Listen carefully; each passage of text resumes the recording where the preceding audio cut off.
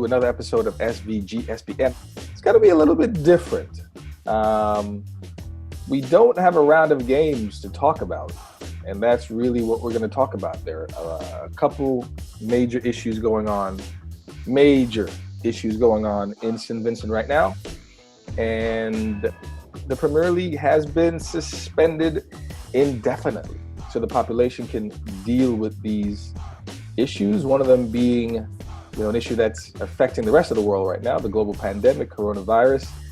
COVID-19 has reared its ugly head in St. Vincent.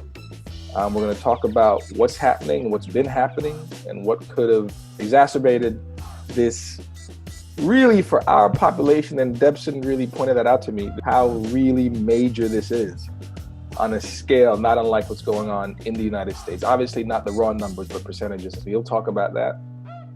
Plus, Mr. Cruikshank, you are living in the shadows of what is now an active volcano. The one volcano on the island, called La Soufrière, the sulfur in French, started acting up, started misbehaving around December 28th. So one, we're dealing with the global pandemic, a spike in COVID cases.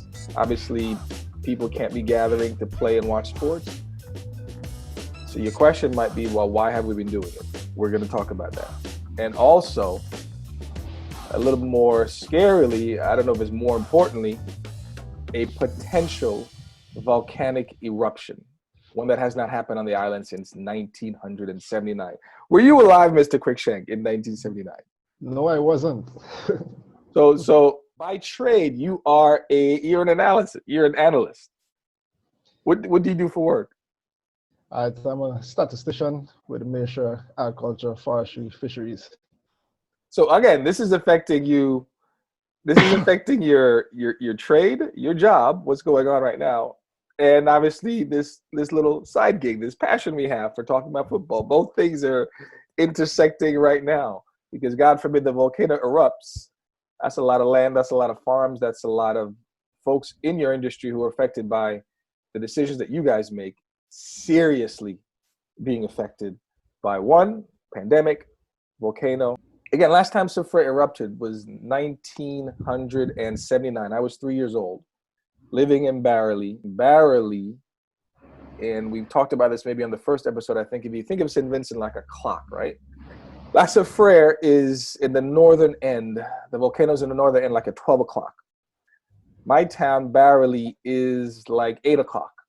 So we were the furthest point away from the volcano, the first safe point for all the people who were living between 8 o'clock and 12 o'clock. They all had to make their way to Barely.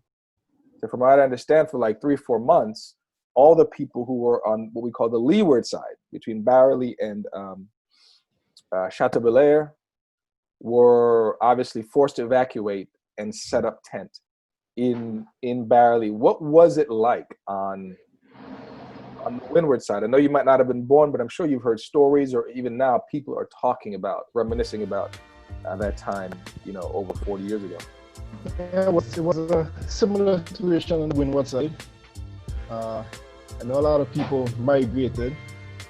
Many of them didn't go back after that. They just stayed where they migrated to.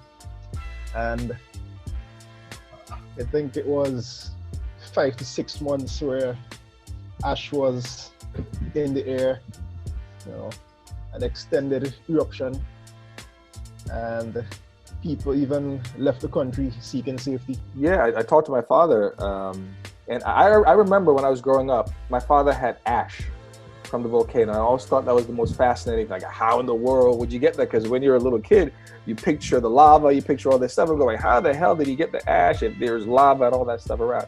And let's make not a correction, but a point of emphasis right now. There is not active lava flowing out of the volcano now. What they've described is what they call an effusive eruption is taking place. What happened today when they went up is that they verified that there is an emission, what we call diffusive emission of magma, where essentially magma is coming slowly out of the earth and building a dome. I think the general consensus is that at some point in 2021, that there might be an explosive eruption. So all the relevant authorities are planning with that time frame in mind. I think in St. Vincent, we're used to perhaps operating without exactness. But nature is one of those things, right, with this volcano where there's not this exact. It could be a day, it could be a month, it could be a year. And so what is it like operating in that? You just got married, a month or so ago. You got a little daughter. So I mean, and you're how far from the volcano? I can actually look at the volcano from my porch here. So we're just about a few miles south. As you are looking at the clock, we're between 2 o'clock and 3 o'clock there on the windward side. We're right there in the critical zone. So yeah, it's something that we have to look out for and be prepared to evacuate when the call comes. So is it like being an expectant father? Do you have like a bag ready, or what is the protocol? And again, you're in government, so you're in, especially the ministry you're in, you're literally dealing with land and things like that. So for you right now, is it like that? Is there a protocol for what people should be doing?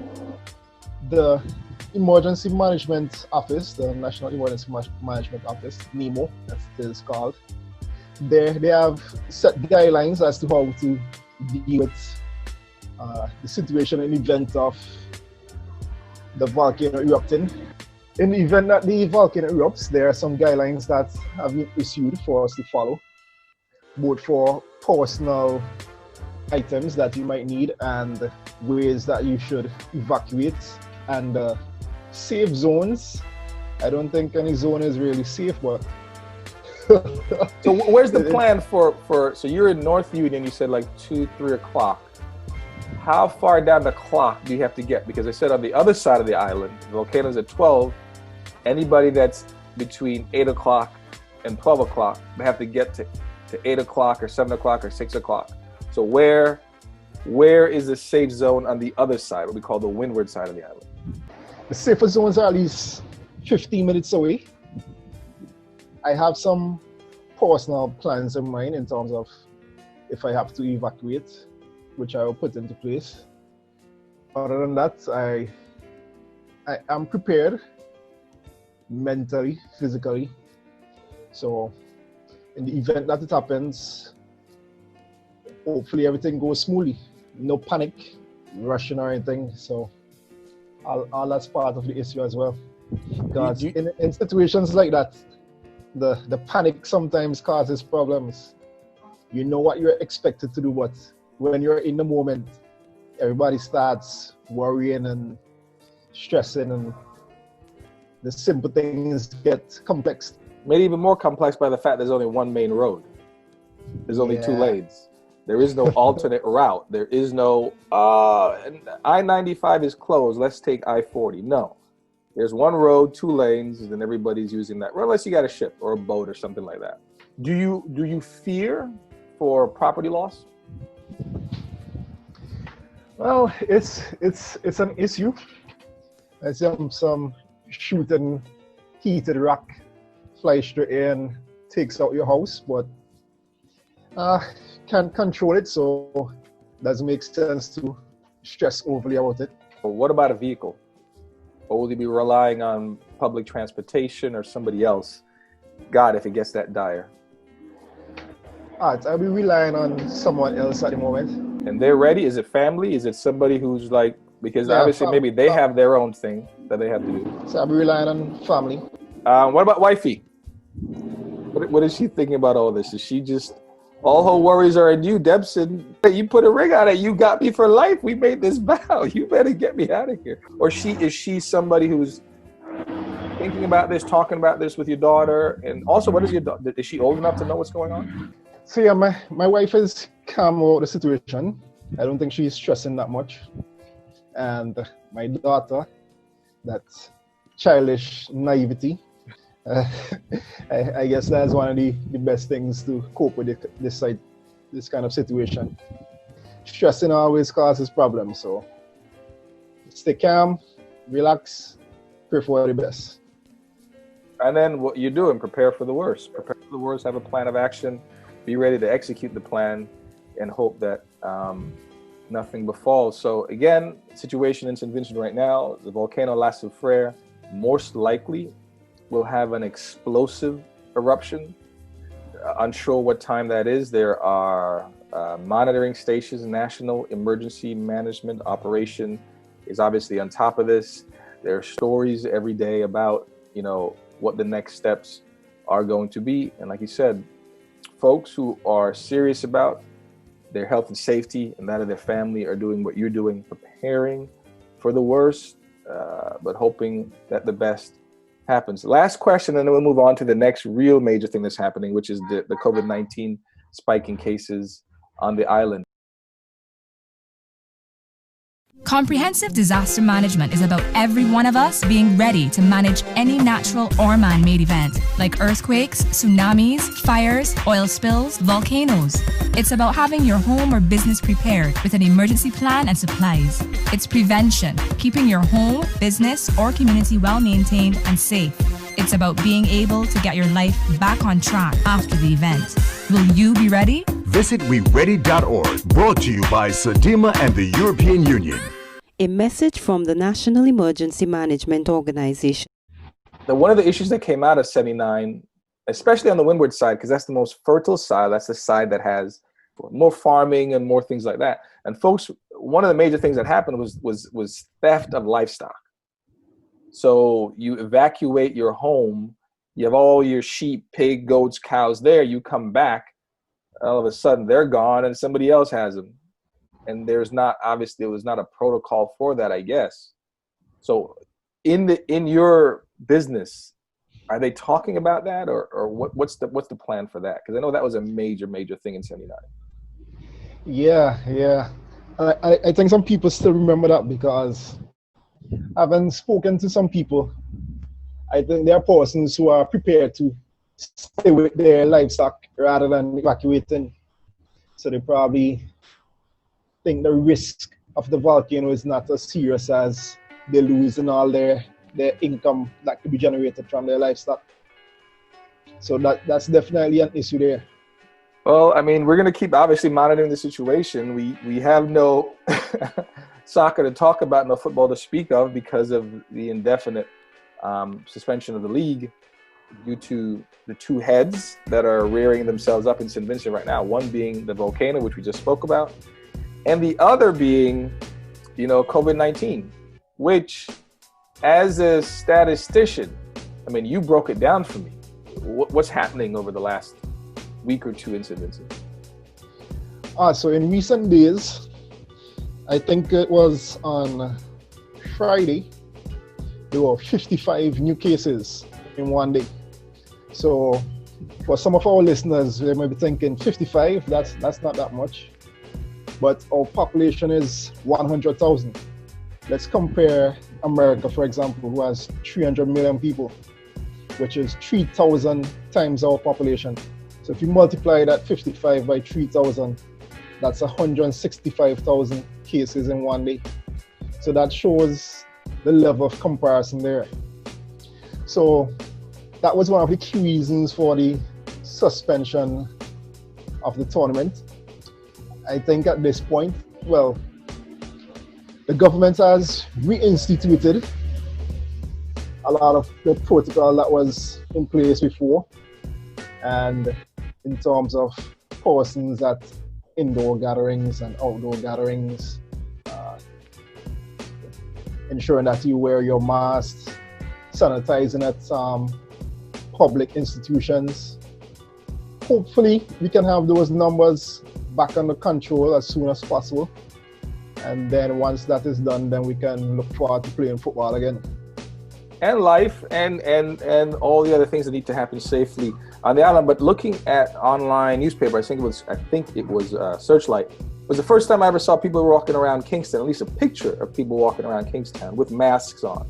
Now, you've been obviously down there having to go to Kingstown for work daily. What was it like over the past year while the rest of the world was going, we got to make some choices. What was happening in St. Vincent? Let's take it back to like last year, probably around March, April. That was where we got our first case. We had a little shutdown in May, I think. And at that point, we only had about single-digit active cases. At no point in that area, I think it passed probably like 8 or so active cases. So in terms of wearing masks, sanitizing, some people are overlooking these basic steps. However, with this recent upsurge, with the active cases numbers surpassing 100, going up to 200 at the point, I think most people are keeping to the basics and doing what is necessary to avoid further spread. When COVID obviously first happened or first popped up at the beginning of 2020, and then these protocols were put in place all over the world, my first thought is the impossibility of policing that in St. Vincent. Because I mean, all right, it's March in the Northern Hemisphere, it's cold. So again, not discounting the safety and the gravity of it. I'm going, all right, I'm not gonna go outside because it's cold. So I'm gonna be inside. And how more difficult that is on a place that is postcard beautiful 365 days out of the year. And being outside is basically how we live. It's what we do. So how difficult that must have been for the general population to basically not be themselves, not saying that the rest of the world, obviously nobody lives inside their house 24/7. But I always thought it was a different thing for Vincentians or anybody in the Caribbean to have to do, and the impossibility of them doing it. I think it's still a bit difficult for some people to adjust, but it's a necessary step. So I think most people are doing what they can to make sure it happens. This is all heightened by what was physically going on in St. Vincent the second part of 2020. That is the beginning for the prime ministerial elections. And so there was campaigning from probably June, July, all the way till the vote in November, big gatherings of people. And then Christmas, obviously a big holiday all over the world, major holiday in St. Vincent. People want to take advantage. People want to see family, yada, yada, yada. So it's almost as if the government suspended reality for the sake of the elections, not knowing, guys, this thing is still going on. Was that something that that was talked about? And again, you're working in a government office, more or less. Was that something that was talked about? I mean, if you can't talk about it, Dempsey, don't talk about it. Don't want you getting in trouble here. No, it's okay. It's okay. No, it's an important link as we look at the election one and also Christmas. And the thing there to add is that along with the large crowds and the gatherings, it's persons coming from areas that have been more affected. For example, England, America, returning nationals, coming back to their families and then having these large family gatherings. So all those are factors that increase the spread. So I'm sure what do they call it? Contact tracing is going on right now. So is that the general consensus? St. Vincent is self-contained. We're literally surrounded by water. If we don't bring it in, we don't think it's here. And so protect our borders so that this doesn't seep in.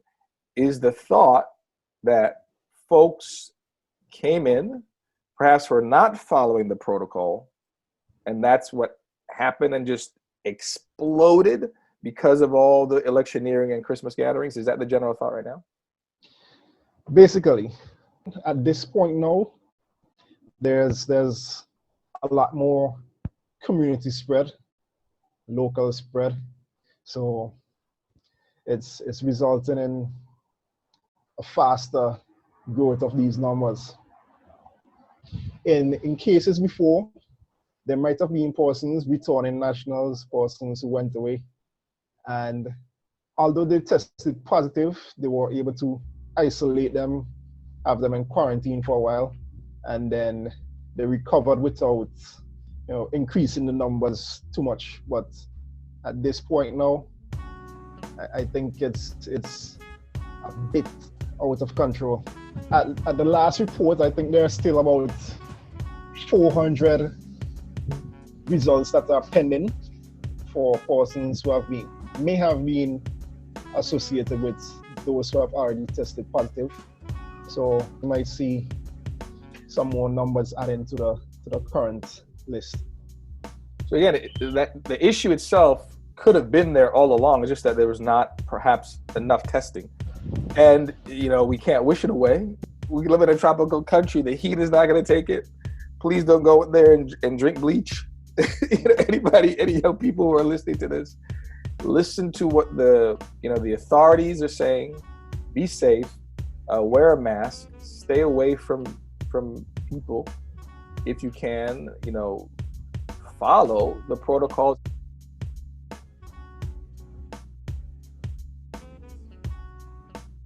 There's a lot going on in our country right now, man. There's a lot going on in our country right now, and football is the least of everybody's concerns. Now, we did see gatherings. I think round 2, there was footage of, would that be the northern end of Victoria Park? The only end where there are stands. Yeah. And they were packed. So were we premature? Was the Federation premature in reintroducing fans when for most of the world that's not even a thought right now? I wouldn't say that. At the beginning of the club championship season, I think at that point we only had probably like 1 active case or something. So I think it was justified. However, since then it has just escalated rapidly. Like we said with the volcano, we are prepared. There are things in place, ideas and protocols for how people should act to at least thwart the spread of this thing. We can't eliminate it, but we can do the things that we can to help make sure that it doesn't spread as rapidly as it's been exploding over the last couple of weeks. Because again, the good and bad is that we're on a small island with a small population. But there's also bad to that, because if this thing goes, it goes out of hand really, really quickly. So hopefully that is not the case. And what would you rather be worried about right now, Vincent? If you had to pick one, volcano or pandemic, what would you rather be worried about? I don't think that's a fair choice. It's not. That's the thing. It is not, right? And we don't have a choice. We don't have a choice in St. Vincent right now. But again, we've come through this. We've dealt with this before. Not a pandemic like this, but we've dealt with a volcanic eruption before. 1971, 1979. I don't think anybody's alive that I know that was around in 1902. So we'll get through this. We will. I know about that.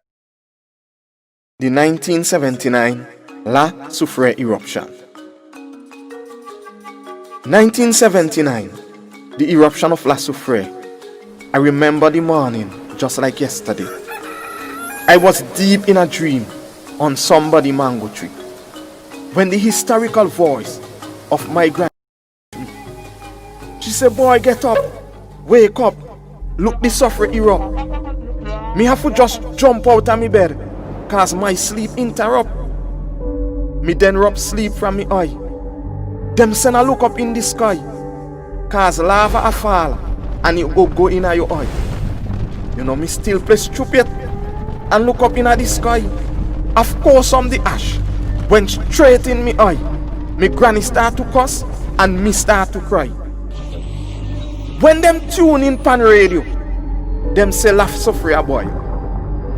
And how people, they up north around wild. Them say for gather up your belongings. Them say pack lightly, cause them a go send transportation to evacuate you. People get frightened. Fire a pitch in the sky.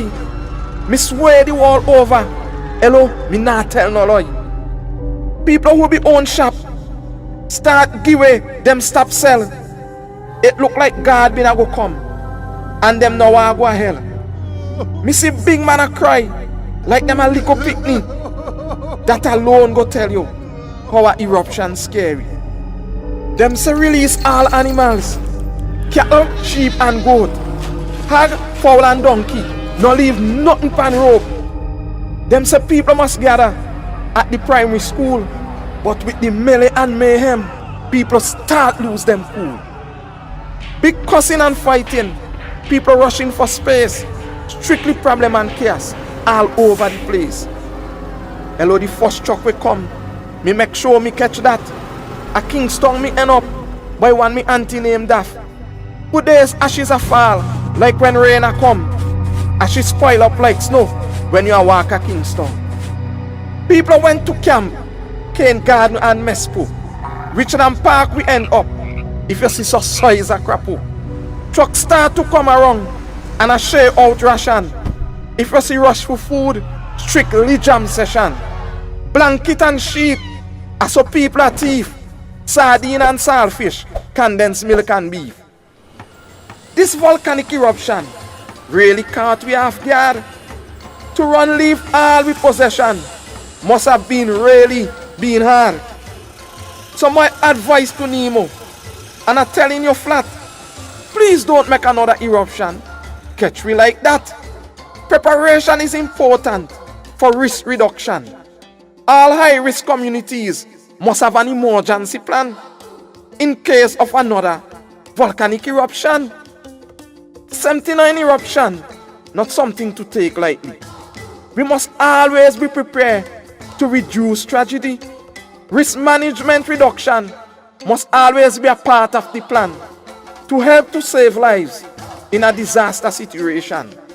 Vulnerable communities must always be prepared to deal with natural disasters, whether here or anywhere. Risk reduction is important, one of the best strategies to deal with disaster in any community. Hats off to Nemo and all other stakeholders who are trying to save lives during natural disaster.